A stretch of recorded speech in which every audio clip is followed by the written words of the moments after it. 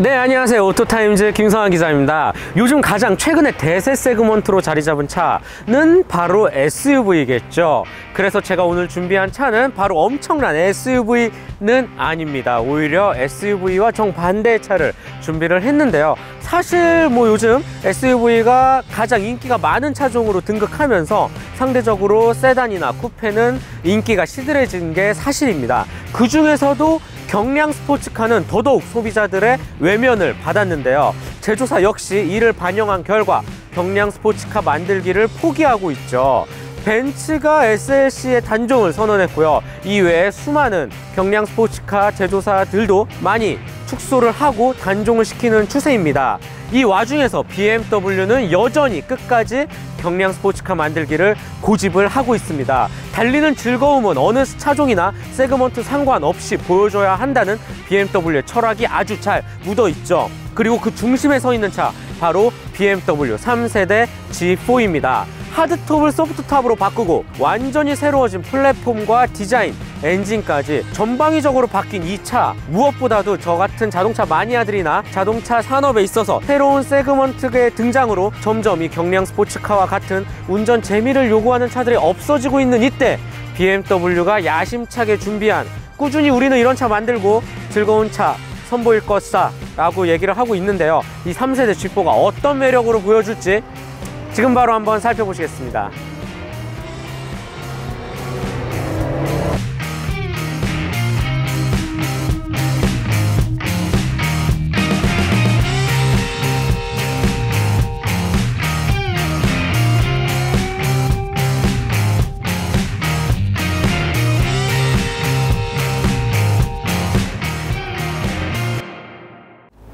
네, BMW 신형 3세대 G4에 대해서 간략히 한번 살펴보겠습니다.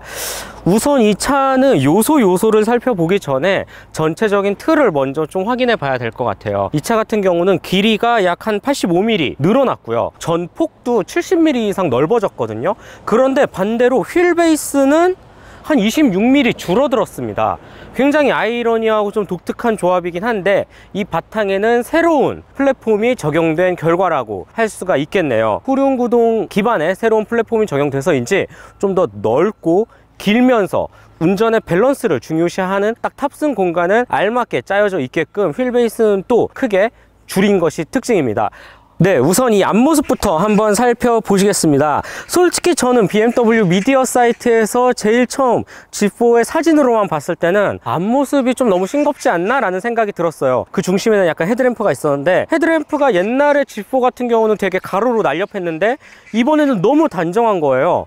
그래서 좀 안 이쁠 수도 있겠다라는 생각을 했는데, 일단 실물이 훨씬 낫습니다. 실물이 훨씬 낫고 계단형으로 되어 있어서 그런지 조금 더 입체적이면서도 미래지향적인 분위기를 아주 잘 나타냈어요. 전체적인 형상이 모던해서 그렇지 실제 안에 들어가 있는 LED 램프의 구성은 굉장히 입체적이면서도 미래지향적인 모습입니다. 램프 옆으로 들어와서는 키드니 그릴이 눈에 띄는데, 솔직히 요즘 BMW 디자인의 트렌드죠. 이 키드니 그릴의 형태는 같지만 모양이 같은 그릴은 단 한 개도 없습니다. 뭐 X7이나 대형 플래그십 모델 쪽으로 가면 그릴을 세로로 키워서 크게 해놓고, X2라든지 조금 더 젊은 감각을 추구하는 키드니 그릴은 사다리꼴 모양으로 바꿔놓기도 했죠. 그리고 G4 정말 특이합니다. 또 이렇게 여러 굴곡을 줘서, 그리고 또 이 안에 별도의 무늬를 넣었는데요.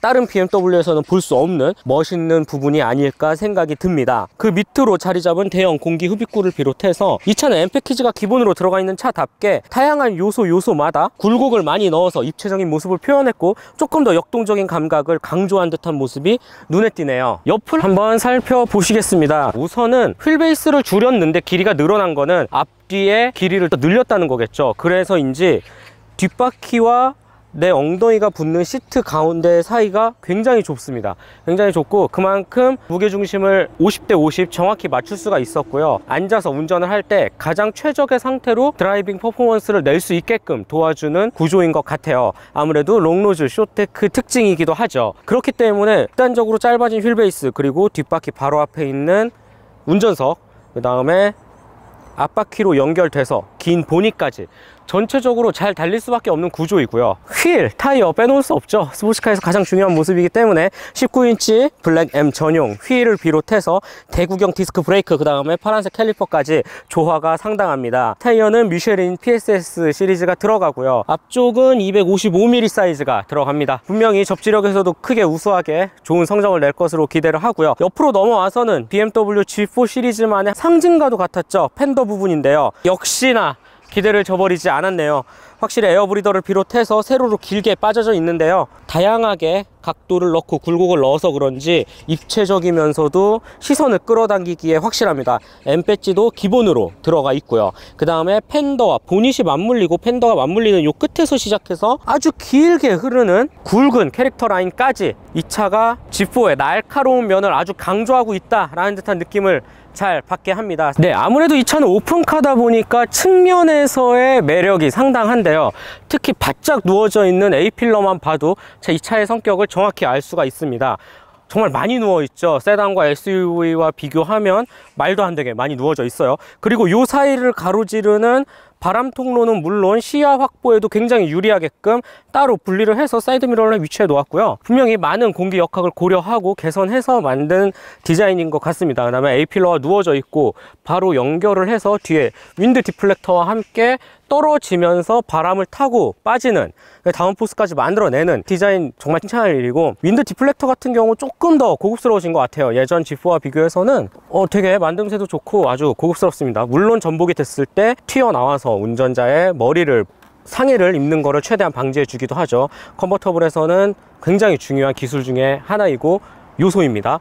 그 바로 뒤에는 아주 차곡차곡 접히는 소프트톱이 마련되어 있습니다. 시속 50km 이하에서는 주행 중에도 언제든지 열고 닫을 수가 있죠. 열고 닫히는데 걸리는 시간은 단 10초면 충분합니다. 이 소프트톱, 차가 크기가 작고 예전 하드톱과는 다르게 소프트톱을 채용한 만큼 접히는 시간도 무척 빨라졌을 뿐만 아니라 체결감도 좋고요. 무엇보다도 잡소리도 아주 많이 줄었습니다. 이런 부분도 신형 G4만의 특징이라고 할 수가 있겠네요. 뒤쪽으로 넘어와서 개인적인 의견이긴 하지만 이 차의 핵심은 약간 뒤태라고 생각이 들고요. 그 중심에는 테일램프가 가장 큰 역할을 하는 것 같습니다.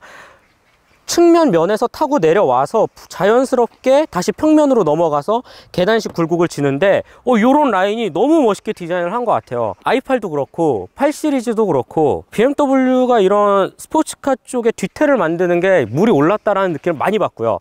그뿐만 아니라 트렁크에는 일체형 스포일러 역할을 하는 장식을 위에 달았습니다. 단순히 스포일러를 붙인 게 아니라 트렁크 철판을 휘어서 올려냈는데요. 이런 부분, 특히 이렇게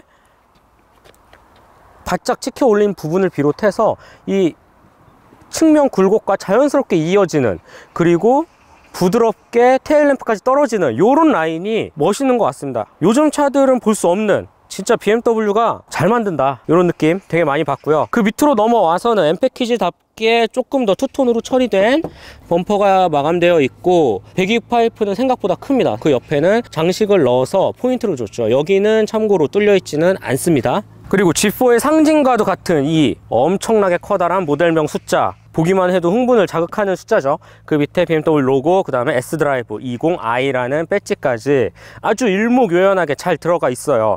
트렁크만 봤을 때는 뭔가 복잡복잡하고 조잡하지 않을까라는 생각이 들기도 하겠지만 전혀 그렇지 않습니다. 비율이 완벽하고, 특히 그 비율의 핵심은 이 테일램프와 자연스럽게 꺾어서 올라가는 스포일러라고 평을 할 수 있겠네요. 네, 아름답고 섹시한 뒤태만큼이나 과연 트렁크에서도 어떤 매력을 한번 보여줄까요? BMW 신형 G4의 트렁크는 281리터로 예전 2세대와 비교해서는 약 50% 정도 넓어졌다고 BMW는 얘기하고 있습니다. 물론 이 공간은 톱을 열거나 접거나 상관없이 언제나 이 반듯한 모습을 보여주죠. 뭐 여분의 공간은 크게는 없습니다. 트렁크 바닥에도 없고 옆에 조금 수납 정도가 있는데, 경량 스포츠카에서 공간까지 바라는 거는 사치일 수 있는데 그래도 나름 패키징의 노력을 많이 쓴 듯한 모습이 보이네요. 네, BMW 3세대 신형 G4의 실내를 한번 들어왔습니다. 우선 실내에서 느껴지는 감각, 역시 최신 BMW의 인터페이스와 구성이 매우 돋보이는데요. 특히 운전자 중심으로 치우쳐진 구성을 비롯해서 전자식 디지털 패널과 인포테인먼트 시스템, 전자식 공조장치, 밑에 센터 터널, 변속 레버 주변까지 역시 뭐 다른 BMW에서 보는 것들과 동일합니다. 동일하고요. 한 가지 조금 차이가 있다면 이 대시보드를 꾸민 이런 디자인이 조금 더 각지면서도 조형미 넘친다는 것인데요. 진짜 웬만하게 좀 잘 만들어진 조각품을 보는 것처럼 다양한 각을 사용했는데 세련되고 멋있는 것 같아요. 이런 부분은 시트를 넘어서 이 도어 패널까지도 느껴지는데요.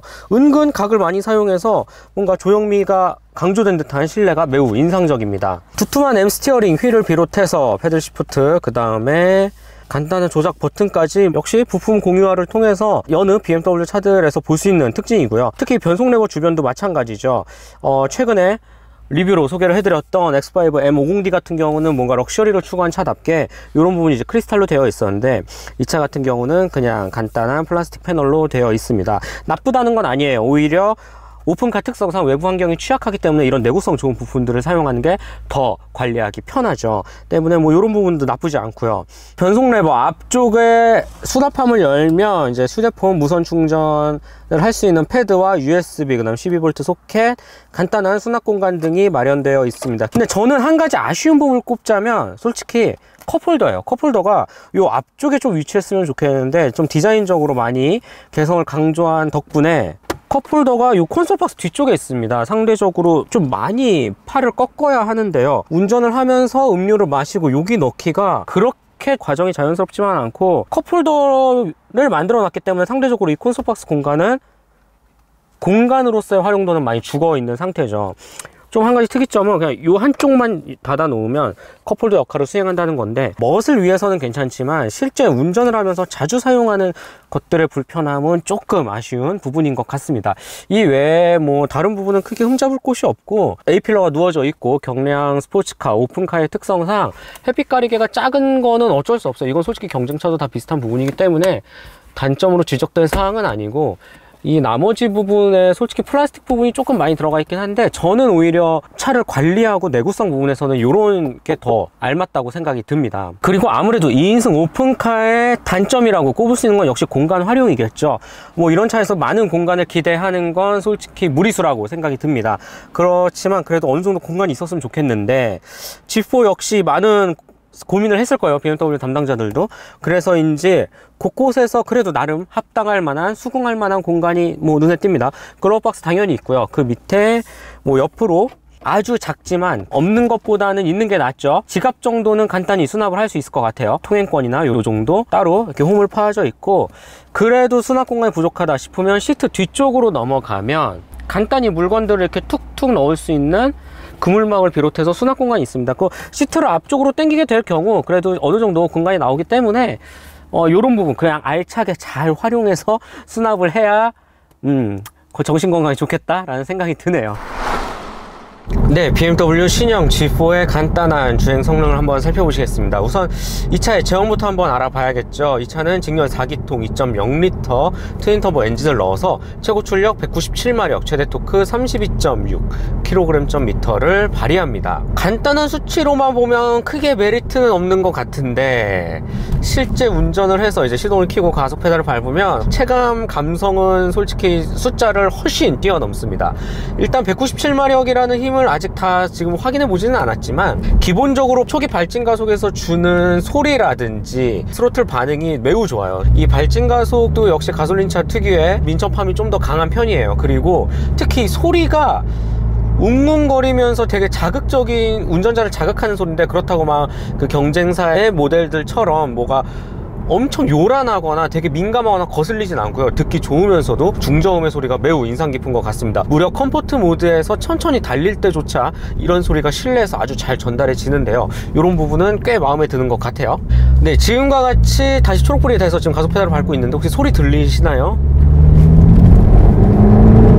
이 소리가 무언가 강력하고 막 엄청 막 요란하진 않은데, 그래도 운전자를 자극하는 게 아주 수준급입니다. 이게 소리가 너무 마음에 들었고, 가속 페달을 밟고 전개를 했을 때, 특히 컴포트 모드에서는 서스펜션을 비롯해서 다양한 부분이 그렇게 예민하지는 않은데, 확실히 스포츠로 한번 한 단계 넘어가면 이 차가 어떤 성격을 가진 차인지 바로 알게 해주죠. 이런 부분에서 분명히 G4는 경쟁차도 요즘 많이 없는 상황인데, 이런 경쟁차와 비교해도 분명히 전혀 손색이 없고, 특히 2세대와 비교하면 이 3세대 G4는 완전히 다른 차가 됐다라고 얘기해도 무방할 정도로 큰 폭의 변화가 인상적입니다.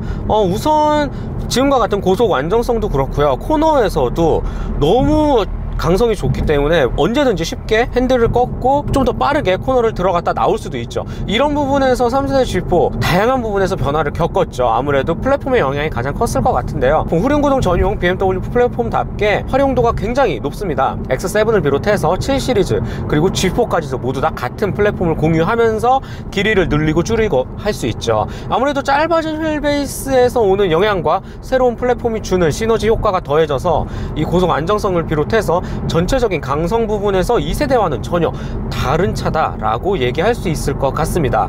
서스펜션 차이는 명확합니다. 2세대가 조금 더 하드했다면 얘는 조금 더 소프트한 편이 맞다고 생각이 들어요. 특히 컴포트 모드에서는 더더욱 그렇죠. 시트 역시 뭔가 본격적인 운전을 달리기 위한 스포츠 버킷보다는 쿠션감이라든지 승차감에 초점을 맞춘 듯한 느낌이 보여요. 물론 컴포트 모드에서 이런 효과는 더 커지죠. 스포츠 모드로 놓으면 아무래도 서스펜션이 조금 더 단단해지면서 노면을 아주 잘 읽게 되는데요.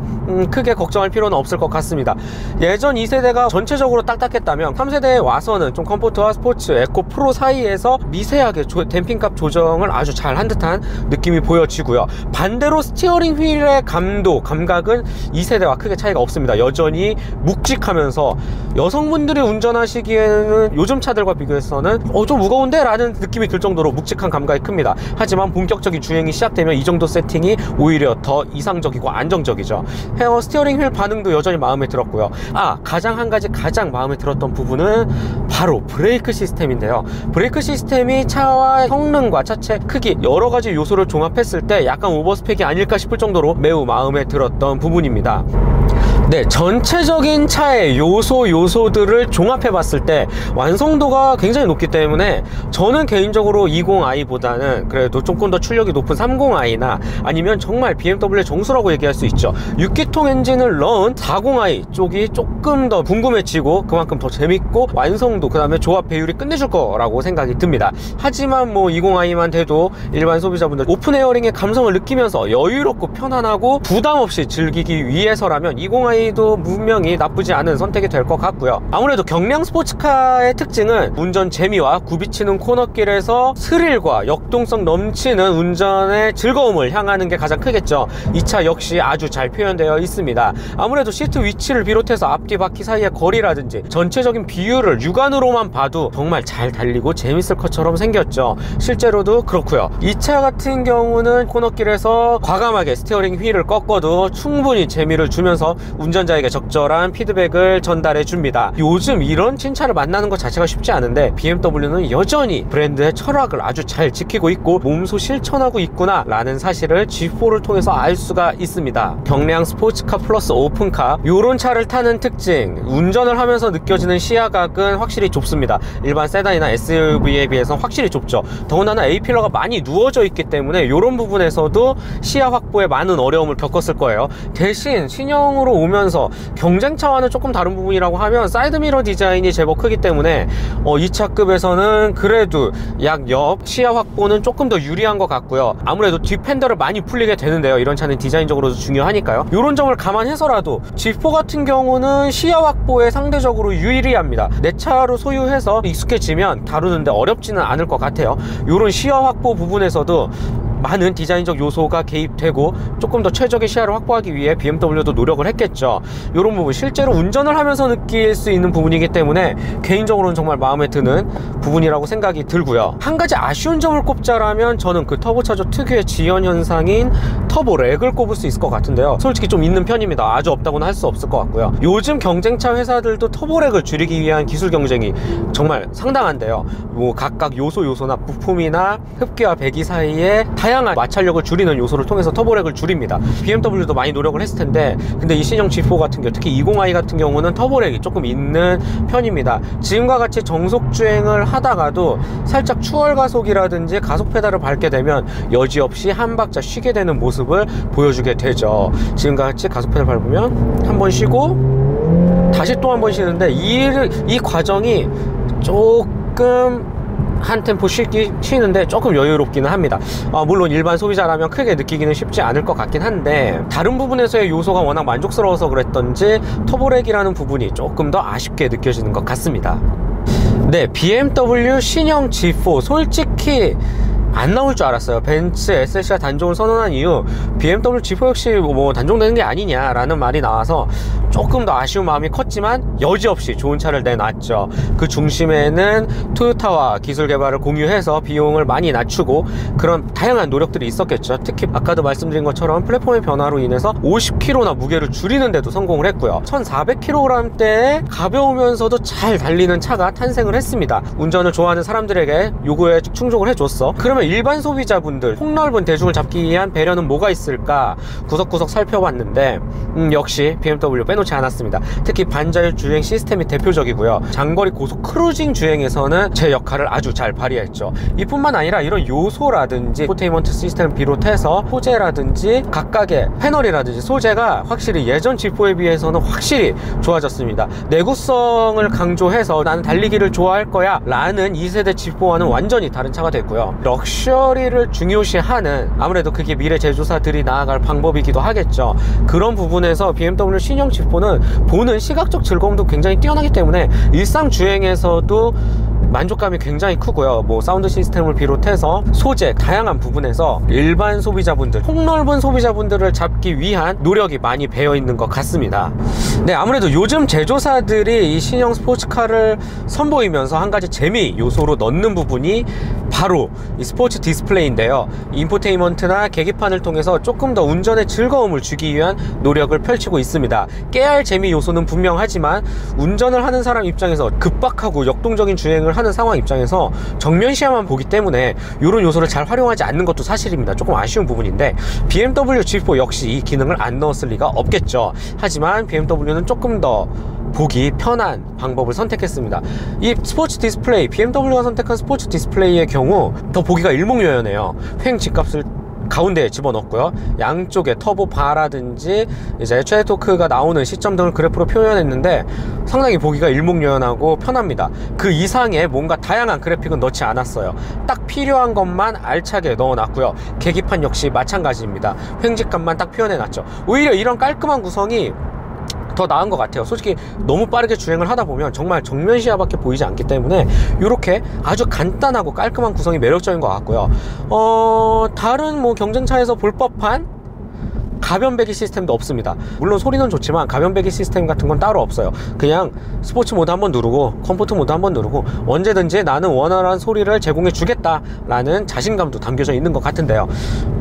아쉽거나 부족하지는 않아요. 그냥 이렇게 딱 간결하게 필요한 것만 딱 알차게 구성을 해서 정말 원초적인 운전의 즐거움만 제공하겠다라는 BMW의 노력이 돋보이는 요소인 것 같습니다.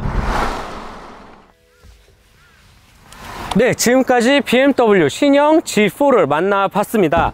완벽한 비율과 수려한 외관만큼이나 역동적인 주행 성능으로 운전하는 내내 입가에 미소가 끊이지 않았던 차로 기억이 됩니다. 물론 무엇보다도 BMW가 아직도 이렇게 운전의 즐거움을 향한 차를 끊임없이 내놓고 있구나 라는 점에서는 분명히 박수를 받아야 마땅한 일이라고 생각이 들고요. 6,710만 원의 가격도 꽤 매력 있는 포지션에 놓여져 있는 것 같습니다. 운전을 좋아하시는 분들이라면, 그리고 저 개인적인 마음 같으면 30i나 40i를 기대해봐도 좋을 것 같은데요. 조금 더 폭넓은 소비자, 그리고 오픈 에어링이 주는 감성은 성능과는 또 다른 매력으로 다가오기 때문에 20i만테도 충분히 구입 가치가 있는 꽤 매력적인 차가 아닐까 싶습니다. 네, 지금까지 오토타임즈 김성환 기자였습니다.